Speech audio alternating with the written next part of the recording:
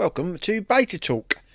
This is currently season 11 and I'm being sponsored by Primary Pro, which is a professional outside pipe insulation system for the primary pipe work on heat pumps. And Primary Pro are also part of Condensate Pro, which do insulation for condensate pipe work. This is the third episode in our Heat Pump Ready program series. The Heat Pump Ready program is funded by the Department of Energy Security and Net Zero, and this episode is all going to be about optimization. And joining me, we've got Mark Lufkin from Wondrwall, we've got Casey Cole from Guru Systems, and we've got Ian Rose from arPassiv UK. Now, the views expressed in this podcast aren't going to represent the government or any of their departments, but they're going to represent the views of my guests. I am your host, Nathan Gambling. So welcome to the show, everyone. Casey, let's come to you first from Guru Systems. Tell us a little bit about yourself and what you're doing in the Heat Pump Ready program. Cool. So I'm Casey Cole. I'm the CEO and co-founder at Guru Systems. We provide hardware and software mainly on heating and cooling networks around the UK. So our systems are installed on just over 50,000 consumer connections from Scotland all the way down to the southwest. And our day job is usually to ensure that heat networks are delivering on the intended performance. So we pull large amounts of energy performance data out of these systems to make it transparent to stakeholders how that system is performing at crucial stages like commissioning, before handover, and in operation. So I'm by background I was a mechanical engineer working on heat networks way back in the day in sort of the early 2000s, and before that I was in software. So this company really brings together those two areas. And I also do some work with, I chair the board of Heat Trust, which is the stakeholder-led customer protection scheme for customers on heat networks. On Heat Pump Ready, we were looking at monitoring, so using our hardware and software with some new developments to monitor the conditions inside homes before a heat pump is installed, and then to pull out energy performance data from that system at those crucial stages of commissioning and in operation to ensure that the system's delivering on its promise.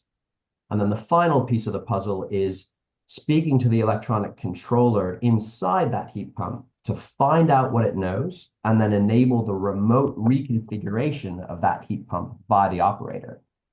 The lens that we're looking through here is fleet management.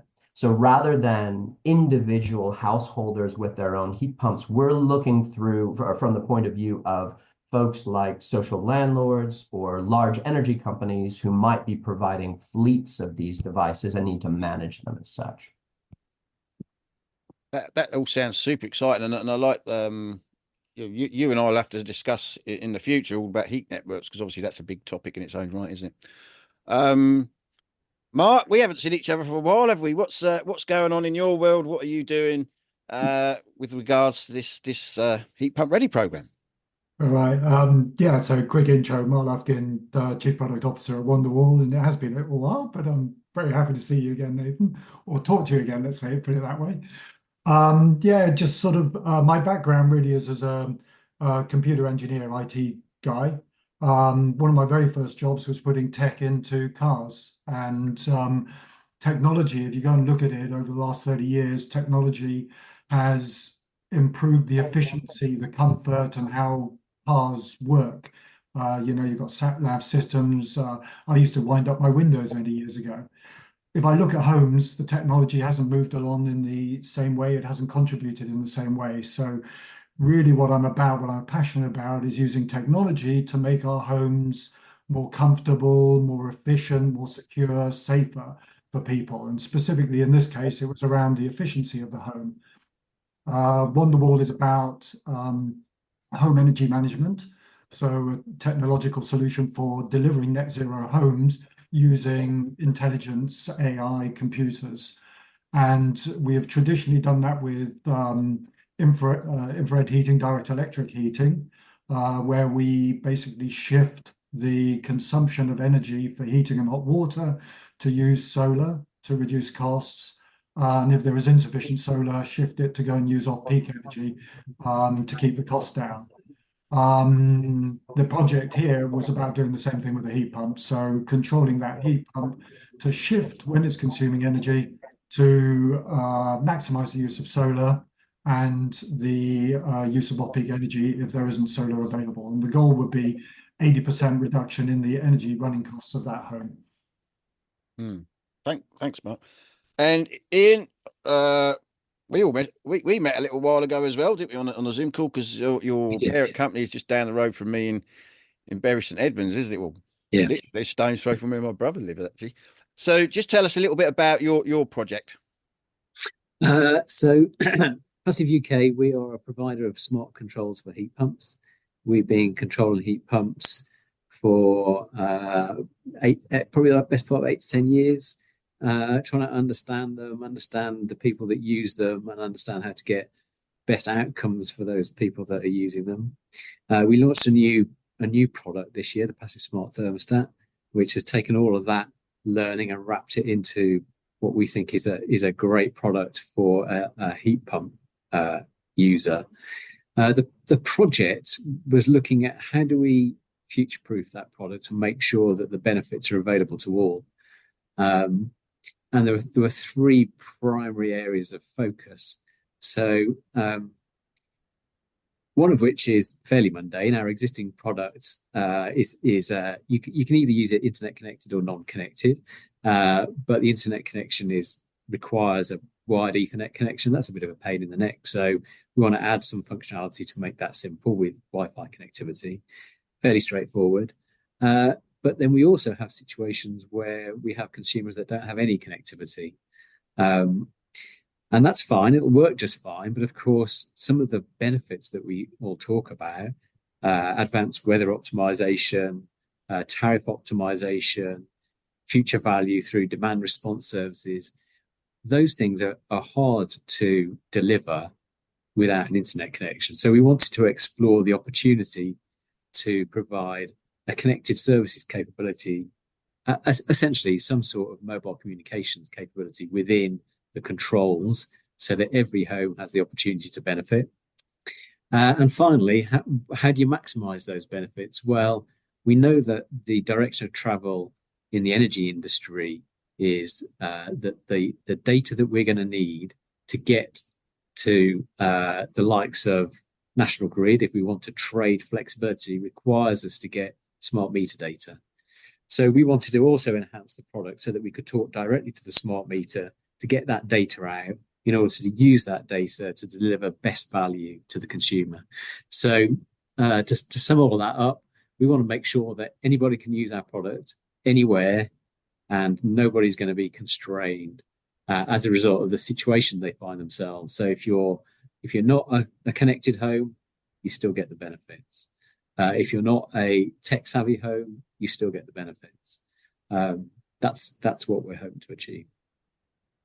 Fantastic. One of my journalist friends has just recently mentioned you, haven't they, in the Telegraph Money, that 3 ways to cut your heating bill by up to £700. I think that article was called, and it featured you and Haven Wires and Homely and these types of things. So I suppose one of the things that sort of highlights is that your kind of little sector in this industry has become quite interesting. You know, there's a few of you now sort of involved in what I would call generically optimization. I mean, I don't know if everyone sort of agrees with that sort of generical term. Just come back to you, Mark. Is Dakin have I got that right? Is Dakin one of your consortium partners? That's correct. Yeah, we're basically controlling a Dakin heat pump. Yeah. So I think we're all coming to the end of this stream too. I think, aren't we? I mean, there is another wave, isn't it? But you're all in the original wave, aren't you? Have you sort of while you've been going through the sort of the process of this program, have you discovered anything that you didn't really think of in the beginning, or has anything sort of you had any sort of epiphanies along the way? Big one for me has been occupant behavior has a big impact on the performance of these homes. So as we monitor homes and we have a look at it, we see the biggest consumer will use 3 to 4 times more energy than the lowest consumer. And that's dependent on things like occupancy patterns. Do you work from home? Do you go into an office, or do you go out for work? It can be number of people in the home, and it can be even simple stuff like, do you take showers or baths? How long a shower do you take? And those differences have a big impact. So we can put all the technology we want into it, and it helps and it benefits. But if we can't address the user behavior and try and get users to be the people using that technology to be more sustainable, then there's a limit to how far we can go with the technology. On the other hand, if you are using apps and feedback, you do have that ability to influence the users. So give them feedback on you've got your temperature set to 24. That's going to increase your energy consumption for heating by X%. We suggest you reduce it down. That'll save you money. So you've got that benefit, that ability to do something that you wouldn't otherwise have been able to do. And it is actually quite important, because the other thing we see with user behavior is when they get into these homes, they make the savings initially, and then they start thinking, oh, wow, I'm flush with money. I'm going to go out and buy myself a big LCD TV, or I'm going to whack the heating up, or I'm going to turn it on earlier because I've got more money to save. So actually, they're taking comfort from the system rather than taking the savings. So we do a lot of talk about savings, but the other piece of what this delivers is the ability to give a user more comfort for the same cost, or potentially a lower cost. But it also does mean that you wipe out some of the benefits of the technology as they go and use that system. They take the comfort instead, and we have to bear that in mind. That was a big thing for me. Is yours a hardware and software thing, or is it just software? And are you just working with? And can yours work with other heat pump manufacturers? Is it just Daikin at the moment? It's just taken at the moment, but off the back of this project, we've gone further, so we're expanding it out. You can't just work with one. We will look at others moving forwards, but for the purpose of this project, it was just Daikin, and it is a software platform that the big piece of Wondrwall is the home energy management system that coordinates the hot water, the heating, the EV charger together with the solar and battery to optimize that home for the user. Actually, your platform, and that's once again that's just software, or is there any hardware involved in that? Hardware We and see a complete. Oh, sorry. hardware and software. Right. So, and is that like a home energy management system as well? It can do different things, or is it just sort of mainly concentrating on heat pumps, or? So the hardware is pretty versatile, but it's always installed for the system operator. So it's not a B2B offering, it's always B2C. I mentioned before that we tend to look at the world through the fleet operator lens, and that's true for our hardware as well. So while in some cases it has a user interface, like a bright shiny screen on the wall, the reason why that device was installed in the first place was by the operator. The operator decided that it needed to be there so that they could operate their own system better. So obviously, like I say, we're near the end of this sort of wave 2 thing. Have you found that customers have really engaged with it, liked it, and have cut their energy consumption? So it's been really interesting. We wanted to cover a lot. We wanted to cover the effect of using data and optimization throughout the life cycle of a project. And so what we had to do was we had to find a project that was at monitoring stage before design and install of heat pumps. And then we had to find a project that was in delivery phase so that we could then monitor the delivery and practical completion of that system. So we were kind of a project of two halves. The shocker on the pre-install system. So we went into homes, this was social housing, where it was gas boilers. And we started to monitor those systems using our hardware and software. It wasn't just internal conditions It wasn't just to estimate heat loss, but it was also to look at how that heat system was actually operating. So what were the flow and return temps on the heating circuit? What were the peak heat loads?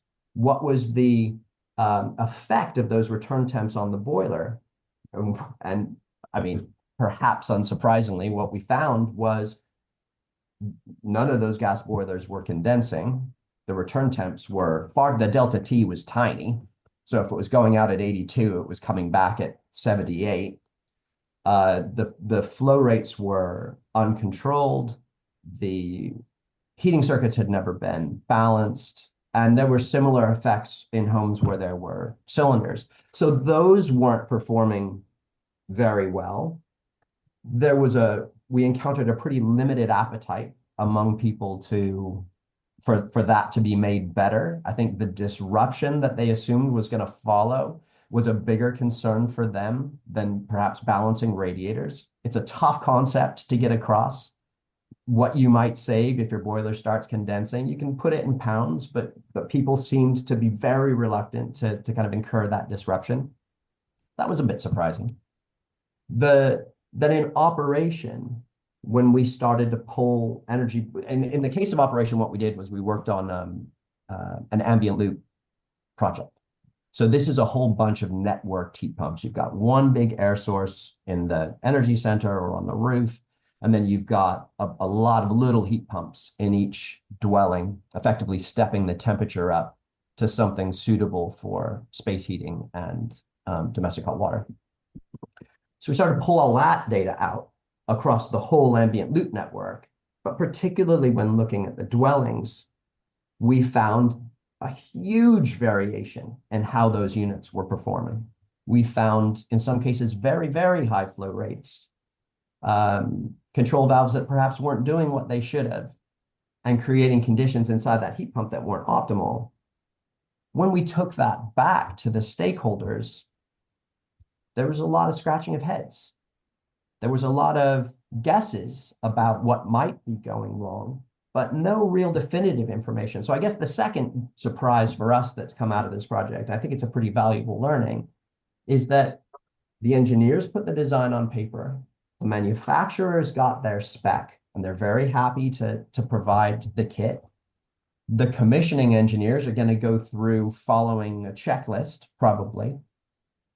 But there hasn't been anybody really checking in any comprehensive way what the outcome is and verifying that against the original intention.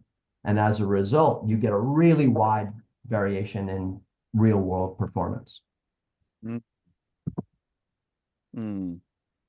I could do a whole episode on this heat network thing.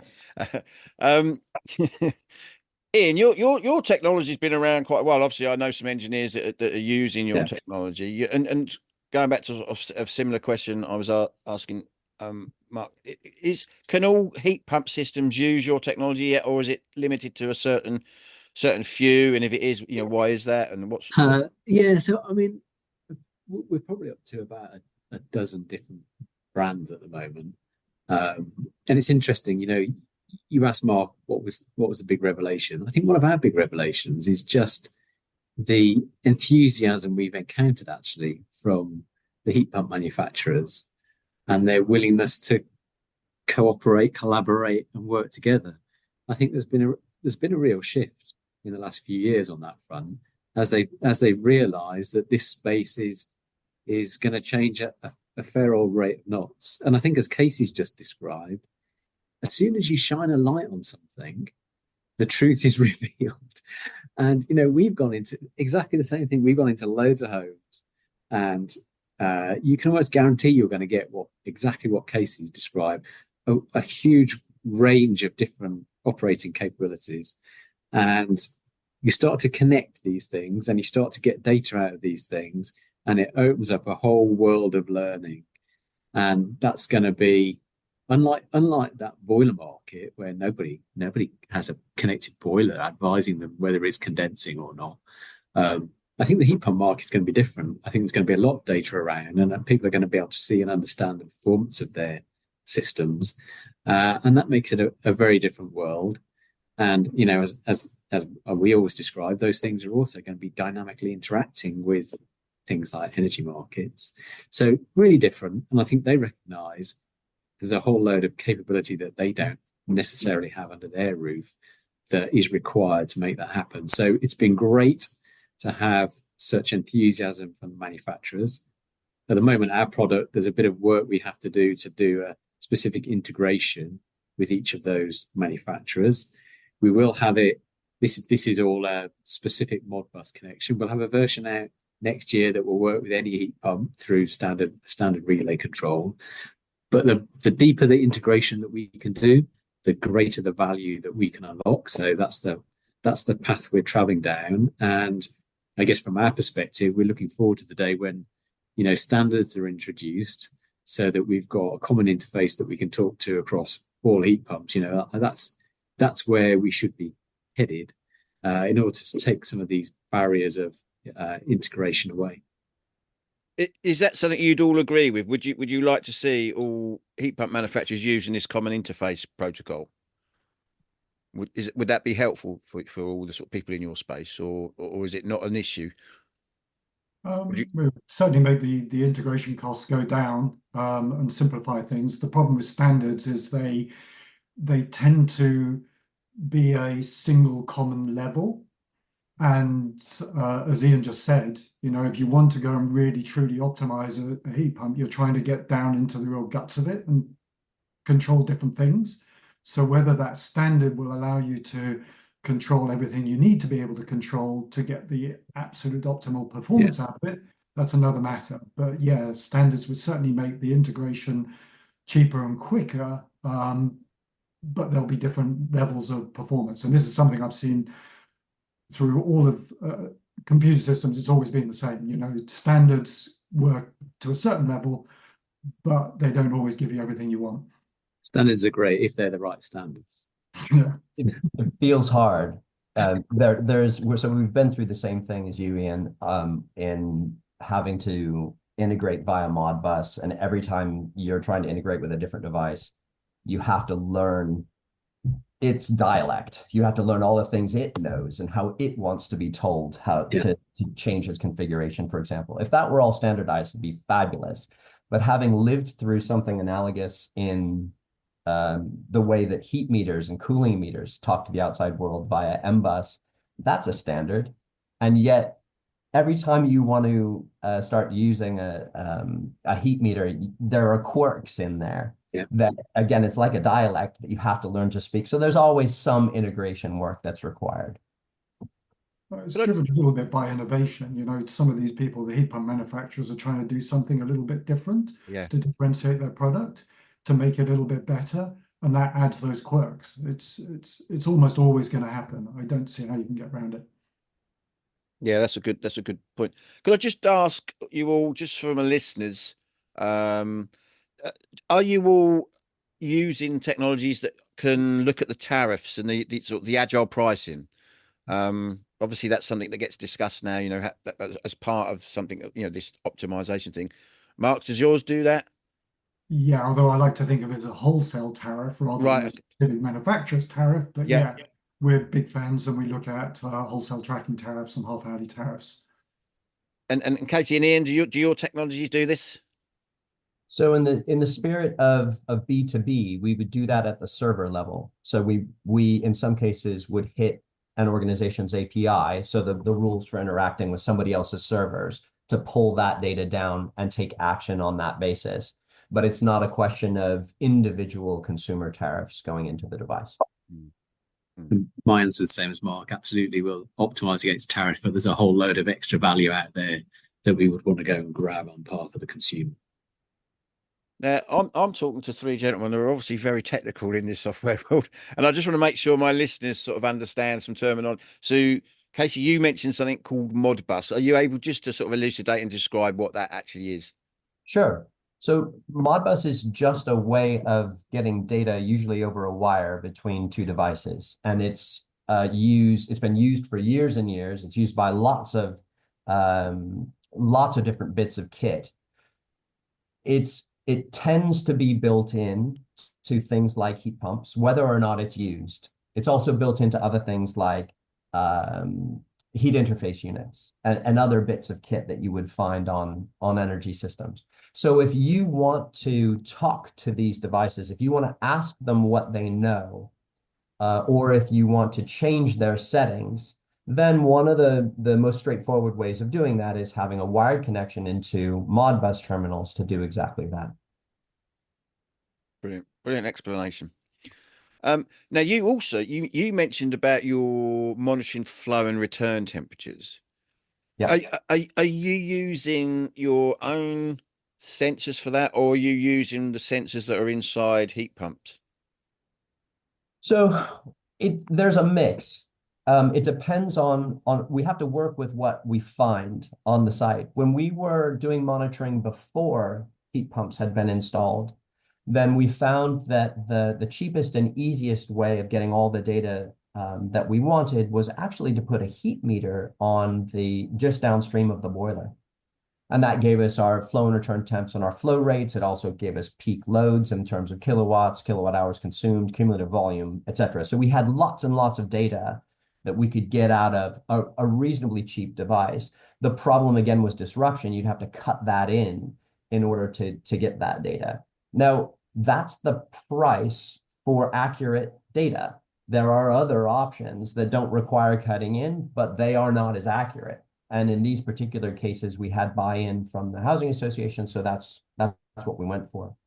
In the other half of the project, when we were actually monitoring post heat pump install, we were able to do two things. We were able to get some heat and cooling meters in there so that we could determine how much thermal energy was being used in these homes. And we were also then post Modbus integration able to ask the heat pump everything that it knew, not just the basic stuff, but going back to Mark's point earlier, some of the deeper things like the individual values from the sensors inside that heat pump. We were able to pull all that out to get a comprehensive picture of what's happening. Those are pretty granular bits of information. If what you really care about is how much useful heating came out of this heat pump system, then there are still some calculations to do based on that granular data. But provided you're willing to use the sort of building blocks to create that bigger picture, then it's sufficient. It's fine. Your pre-survey work stuff that was going on. Just remind us, was that in social housing or was that in private sort of owned dwellings? Yeah, it was in social housing. It was in row houses with individual gas boilers. We had a mix of combis and some system boilers with cylinders. And you said earlier, you were sort of seeing that there was some height. I mean, were all these boilers being controlled by thermostats, or were they being controlled how they should be with compensation control? There was a mix. Right. There was a mix in age of kit. There was a mix of controls, but we tended to see pretty poor performance across the piece, not least because radiator circuits hadn't been balanced. I mean, one of the problems I think people are now starting to discover, one of the reasons the condensing boiler got invented, it's been around for decades, it came around in 1981, was so that we could push heat into the home at the correct speed, to match the speed of heat leaving the home. Now, of course, with a thermostat, we couldn't do that. The reason thermostats were brought into the central heating industry was because we were always pushing heat to the home at maximum speed. You want something to keep turning the heat off. That's why TRVs were introduced. It's why thermostats were introduced. And your boilers at the time before condensing boilers struggled to have low temp water because the water vapor in the flame would condense out and rot the water jacket. And that's why sort of the R&D engineers around Europe developed the condensing boiler so that now it can cope with lower temperatures and we can change the temperatures we want to go to the RADs with compensation control, which we've been doing for quite a long time in the commercial sector. But unfortunately, most of the boilers going in, there's quite 1.6 million, most of them going in are still being controlled with thermostats. Even the Hive is an on-off thermostat. So you're only sending out a fixed flow temperature to all these radiators, which makes absolutely no sense whatsoever. So it's interesting. You did find that there was a little bit of a mix. Some of the boilers that you sort of assessed were sort of doing compensation. Some were doing thermostat. The almost across the piece, and this goes on heat networks as well. You'll see regular thermostats and TRVs. That's the default. Mm. Mark, just explain to people Wondrwall. Why? Some people might be asking, why is it called Wondrwall? What? Most people think it's because we're Manchester based and it has something to do with Oasis. But actually, that's not the case at all. So Daniel, the founder that came up with the idea originally, was embedding sensors into wallpaper as it happened. So light switches. It came about because his nan had fallen over in the home, and she wasn't able to get hold of any help for a little while, and he wanted to find a way to go and monitor the home and get help to people in that way. So he's looking at sensors in homes to monitor what's happening inside of a home. That was all going into wallpaper, and you could sort of touch the wallpaper to turn lights on or to see what was happening and doing radio signals, and it was a Wondrwall. We moved on from there, so wallpaper doesn't go into every single house anymore. So we looked for an alternative way to get those sensors into the home, which was the light switch. But we decided not to go with Wonder Light Switch, and just stuck with the Wondrwall. It was a better name. But yeah, it's really about getting sensors into the home to be able to gather lots of data about how that home's being used, how it's performing environmentally, how it's performing from an energy point of view, and use that data to control the home through what was a wall and is now a light switch. Yeah, I remember that being described to me years and years and years ago when I first come across. Have you seen the pictures of it? It's actually quite cool. Yeah. And like you say, the word Wonderwall is quite synonymous now with a famous band. Yeah, no E though. So, Ian, what is the direction for you as a company now that this project is coming to an end? You know, you've been part of the sort of the Heat Pump Ready program. What sort of commercial learnings have you learned from it? Sort of what direction are you now heading off in? I mean, we have all of the learning that we're taking from the project we're building into our commercial roadmap. So, you know, we are, and on our project, Nathan, this coming heating season is our first heating season. So our project will finish end of March. So we'll take all the learnings from the development activities through this coming heating season, build all of that into our commercial roadmap, and you know, our ambition is that we are able to provide, you know, the go anywhere heat pump controls to unlock those consumer values. I think, you know, really important for us is what happens with that heat pump market. Are we going to see continued growth in that market? Are we going to see policy support for that market? And how is the overlay of standards coming in, whether those are you know, the likes of PAS standards, or whether that is standards around integration of home energy devices into the energy system. There's a whole raft of change coming that we're going to have to navigate. But I think that's going to be our core focus over the next year or two. It was really nice to hear you say earlier how you feel manufacturers being a bit more sort of responsive and engaging with sort of companies like yourselves. Yeah. That's quite nice to hear, because I don't, you know, we often hear that wasn't the case. Yeah. Which is completely understandable. I mean, before everyone started to look at our industry, you know, you could say that manufacturers, you know, they were trying to innovate their own products and stand out from the rest of the crowd with something a bit more innovative than someone else, perhaps. But and I suppose they were always a little bit guarded about their own particular technologies. Whereas we can see now, as the world now realizes the heating sector is so important, you know, some of these manufacturers, like you said, are a bit more responsive, a bit more open to helping, you know, all this wonderful innovation that we seem to be sort of engendering. I think so. And, you know, they're good at manufacturing great products that work well. But, you know, they're not all necessarily good at producing a consumer app. and delivering a great consumer experience. And you can see that if you go and look at ratings on app stores, for example. And they probably don't know an awful lot about energy system operation and the direction of travel in that market. So, my view is we should all stick at what we're good at, and we should bring all of those capabilities together, and we should all remain focused on best outcomes for consumers. And all of us in the room today that have been looking at how technology can drive those outcomes, this is all part of the revolution of connectivity and computing. I started getting interested in this stuff. I thought the revolution was coming in probably around 2008, when we were looking at the smart meter, and oh my goodness, all these homes are going to be connected, and we're going to get data flowing from all this metering infrastructure. It's going to transform the energy experience in the home.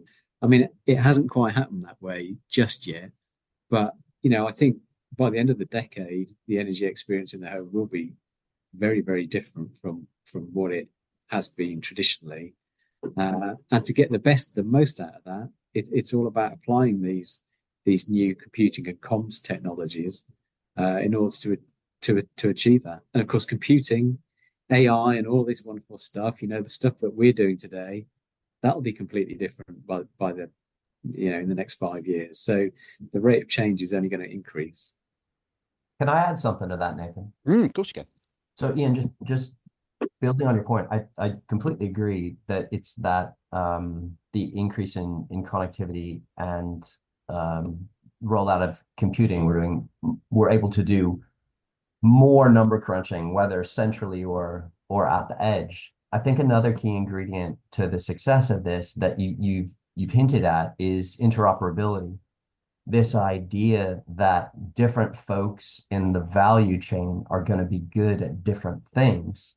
And the way that we're going to get the best out of these systems is for the component parts to be talking to each other. Yeah. When we say systems now, we are potentially talking about different parts of different energy vectors. So we might have the grid connected to heating systems, connected to maybe thermal grids in the form of heat networks, connected to waste streams, connected to EVs. All of these different things being tied together bring the necessity for data to be shared in ways that are standardized and open, but always controlled and secure between these different systems. The control decisions get more complicated. They get more automated. They often involve control algorithms now that rely on machine learning or AI.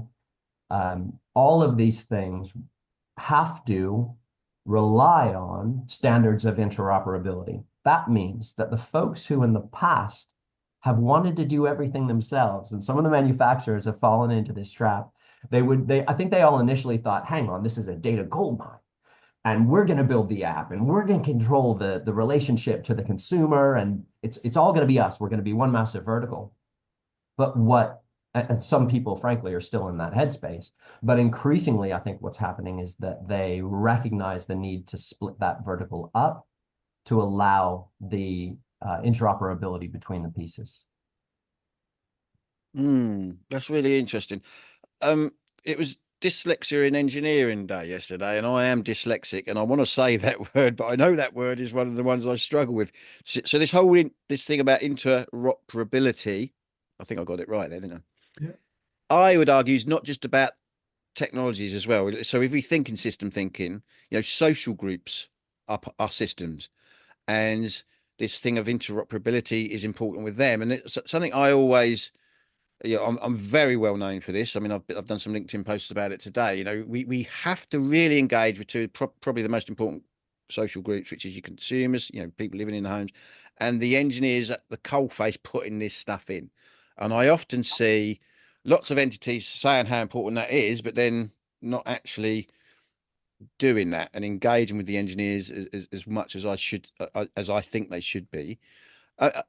As companies, obviously engineers are getting used to sort of your particular products, Are you engaging with the engineers, and how have you found that? Because we are a heterogeneous bunch. We can be sometimes grumpy. Uh, are you engaging with engineers, Casey? And because obviously, we're the ones going into people's homes because we're the interface of consumers as well. Absolutely. Yeah, totally agree. We are working with the engineers. They've got a really challenging job. They're going into some really challenging places and trying to get work done while minimizing disruption for the folks who are living there while they're doing it. Or it's a new build project, and those installers are under a lot of pressure to get on site, get the job done, and move the heck on.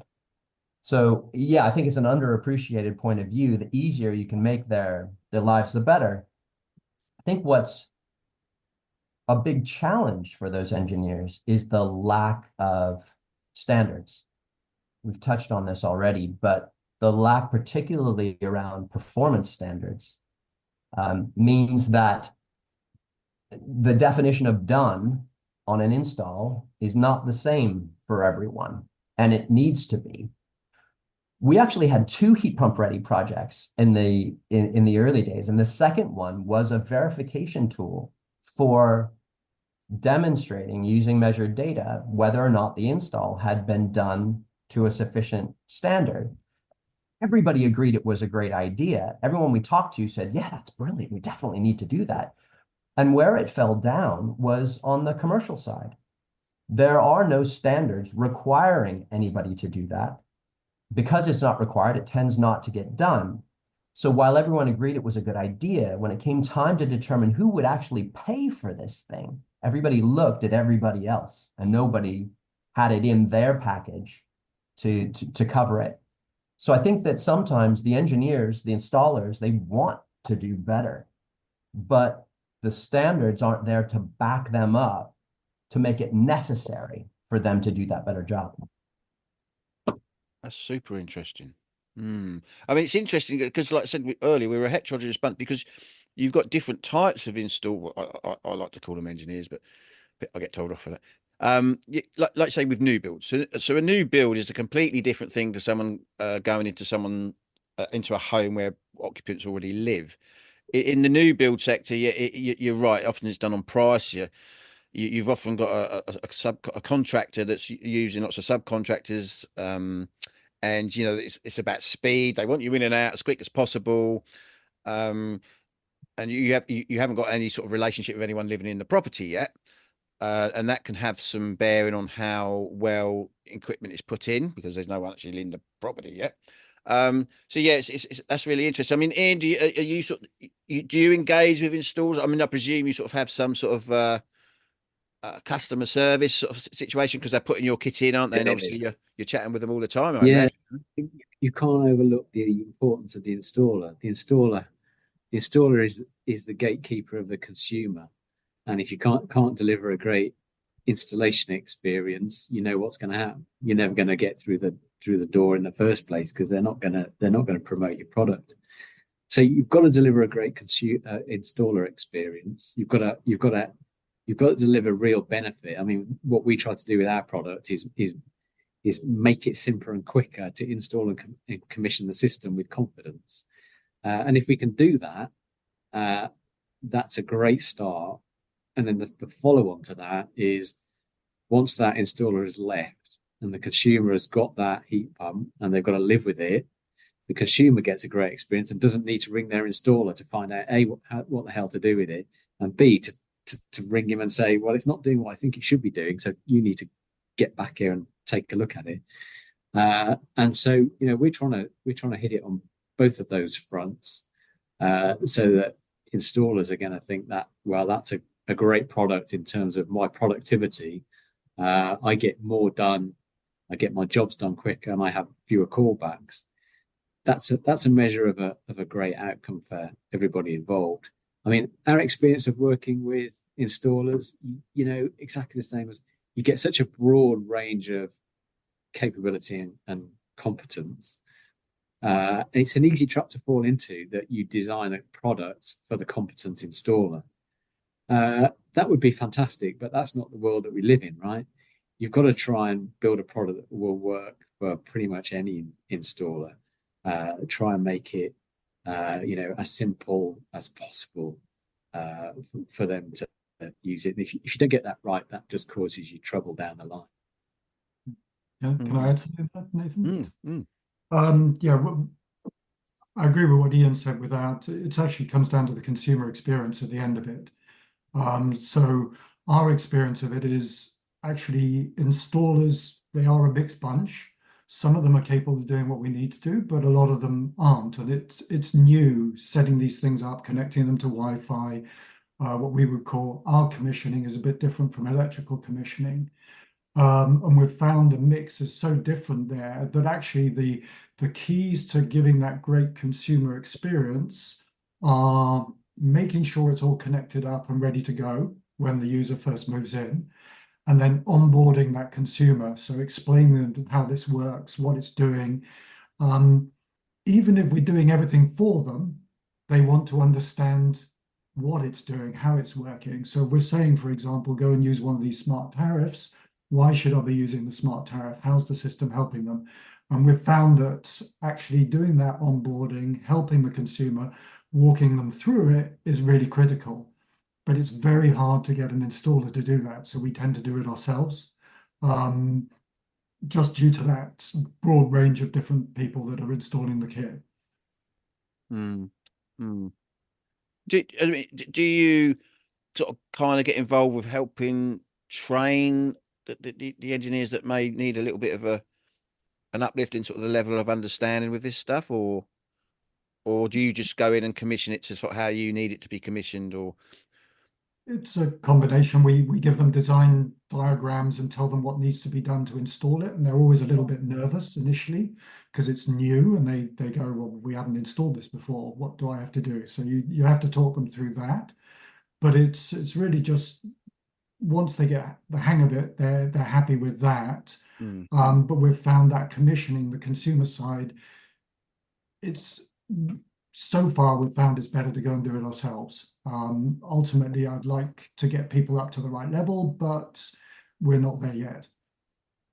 Now, one thing that's interesting to me, and hopefully my listeners, is so you're working kind of with Daikin in this consortium, and for anyone that doesn't know, Daikin is possibly the largest in the world heat pump entity.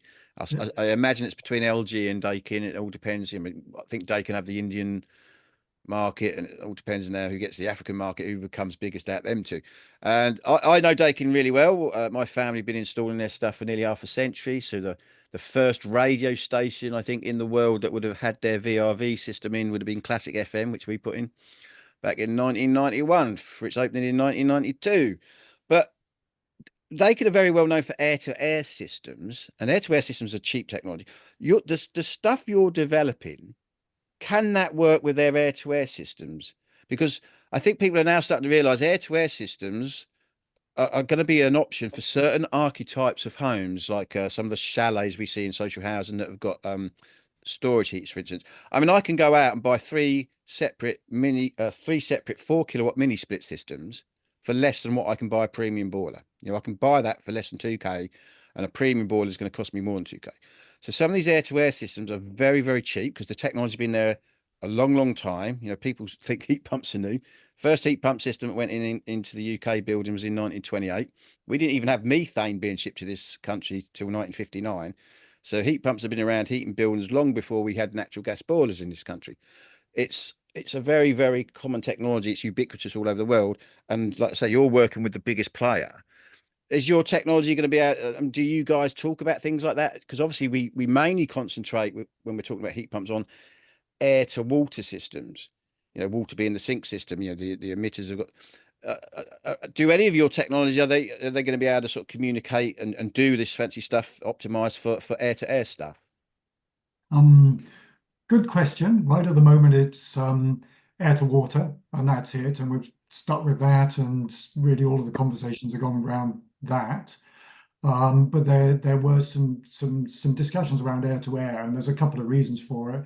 One of them is the cooling aspect, and they're very big manufacturers of air conditioning units as well, which was what I knew them for before I knew them for heat pumps. And So yeah, the ability to control for cooling as well as for heating is a very interesting area that we started some discussions on. And the air-to-air idea is actually interesting because of the way that Wondrwall optimizes. We used zoned heating to, so you don't use every single room of your home when you're home. So the idea of heating all of your rooms at the same time is actually somewhat wasting energy because you're heating spaces that don't necessarily need heating. With an air-to-air system where you have ability potentially to go and zone, that could go and work quite well to get some additional efficiency into the system, which is very difficult with a water-based system, which is more sort of central heating, and you're trying to keep the whole home at the same temperature. So not at the moment, but yeah, there have been some initial discussions, and I think it could be an interesting area to look at. Yeah, definitely. I mean, yeah, it's always interesting because lots of people are very aware of air conditioning, and they don't realise it's doing the heat as well. You know, they do both. And Yeah. like you said, this whole thing of zoning, and, you know, one of the advantages of VRV. I mean, Dakin has sort of got the trademark on VRV, but it's also known as VRF with other manufacturers. But you get VRV heat pump systems and you get VRV heat recovery systems. Now, the heat recovery systems are quite interesting because let's say a school, for instance, where you've got 30 kids and all the electronic computers they're using, they're emitting a lot of heat. And that room actually doesn't need anything pushing heat into it. What you need is to remove heat. We call that cooling. And you can then remove that heat and put it in like the library that's got maybe just 2 people in it at that particular moment in time. So that's what these VRV heat recovery systems do. They can shift heat, you know, they move heat from one place, which we call cooling. It's actually heat removal, if you want to get scientific about it, and put that in other parts of the building. And obviously the manufacturers have been doing this for years and years and years, but I think all you people coming on board into the industry with all your sort of clever ways of doing things and optimizing things, I think the air-to-air market might really benefit from some of this sort of clever thinking that you guys all have around all this computery stuff that I know nothing about. I've taken a note. Has anyone got anything else to add? We've got about 5 minutes before everyone has to nip off. Casey, you got anything else to add about the sort of heat pump program and what you sort of discovered working within it? Yeah, one last thing to flag up. We were talking about standards. Standards have come up a number of times in this conversation. We've talked about standards for install, standards for interoperation, and so on. One of the big changes that's coming up for networked heat pumps, so like ambient loop, what some people call 5th gen, although I would just call it ambient loop, is that over the course of this heat pump ready project, it's become clear that they are becoming regulated, that Ofgem is coming in next year as the regulator of heat networks overall, but it includes ambient loop and shared ground loop heat pump systems. So in the case of those systems, we should have clear technical assurance, some kind of regime, some kind of requirement for measuring how well those systems work compared to minimum standards at commissioning, before practical completion, and then in operation. But it may be, I mean, the big risk that's coming with this, I think, is that while these networked heat pump systems might be subject to these sorts of regs, and I think that technical assurance is a really positive thing, the standalone heat pumps that you might find, you know, an air source heat pump in a home, will not have these standards yet. It's not even in development yet. And so what I would worry about is that we're going to have good outcomes, like visibly good outcomes, in one part of the market, and another part of the market that's on a different tier that doesn't get verified in its performance, and perhaps therefore doesn't perform as well. And that could be a sticking point in the heat pump rollout that we all want to see happen. Yeah, that's interesting. But I mean, within the domestic sector, we are seeing things like the open energy monitor, where people are putting third-party monitoring onto their heat pump systems, sort of to verify. You know, so there's companies I know that like to verify their systems social proof that their systems are. I mean, the thing is with a heat pump system, it's sort of weakness as well as its strength. The range between efficiency is vast. The range between efficiencies for a boiler is small. Like I can put a boiler in rubbishly and you get about 75% efficiency, or I can put it in well and you get about 95%. With a heat pump, you can put them in and get 200% efficiency, which is rubbish, or you get 500. So the range in between is quite vast, and that's its sort of the magic of a heat pump, which Lord Kelvin realised, but it's also its weakness as well, because they can go in quite badly. And so I think you're seeing in the domestic market, there are people now looking at sort of third party monitoring just to sort of verify for that to make their own companies stand out. So that's good. And you're right though. We might see or have a need for it to be a little bit more transparent about what the efficiencies actually are. Gentlemen, it's fantastic meeting you all today, and I've really, really enjoyed this chat. Hope my listeners have, and I'm sure we'll meet each other again in the near future. So thank you ever so much for coming on to Beta Talk. Thank you, Nathan. Thanks, Nathan. See you later.